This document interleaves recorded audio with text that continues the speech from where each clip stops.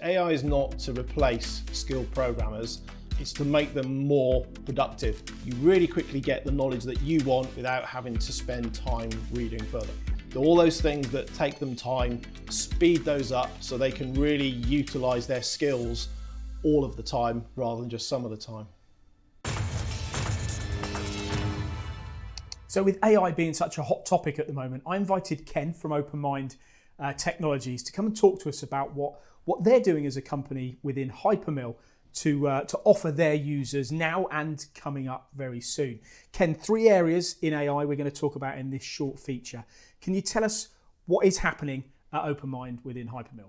Sure, so we have, as you said, 3 areas. So there's the hyperMILL Python chatbot, there's the hyperMILL chatbot or AI assistant, and there's also a new product called Data Center. Okay, so let's take the first one, Python. I'm familiar with that language, or not, I couldn't code it, but I'm familiar with it.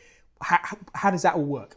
So there's a Python toolkit that is available for hyperMILL where Python programmers, they can do their, create their own functionality, calling hyperMILL functionality to do a very high level of automation. But the question is how do they actually learn all of the hyperMILL calls quickly? So the hyperMILL Python chatbot is you type in what you want to do, maybe create a script to select some surfaces to add to my milling area, select a stock model, and then it will just give you that example script that you can just copy paste and use, or you can see what the hyperMILL Python calls are. So very, very quickly you can be on your way with it.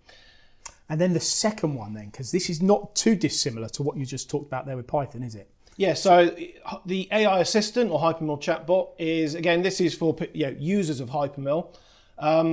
The challenge is always, knowledge. How do they have the knowledge of, how they do certain things? So rather than having to go through, lots of training material or read the help file, they just type in what they want to know. So how do I control the tilt angle in the 5-axis multi-blade cycle as an example?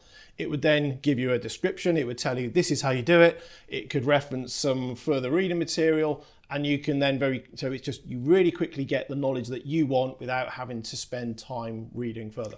And both of those are huge time-saving exercises as well, aren't they? I guess, which is one of the key areas. But so is this one, the data center. The hyperMILL Data Center. This is a new product, and this is for, so customers have an enormous bank of hyperMILL data. But the question is, can they really make use of it? Because it maybe goes back years.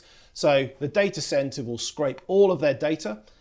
It's running on their own servers. That's a really important point. So it's their own data, their own IP. And then they can then say, right, I've done a part like this before. Have I done something similar? So you drag it in and it will analyze, how similar is it? And you can pull all the information out without even opening the file. How would you have done it before without this then?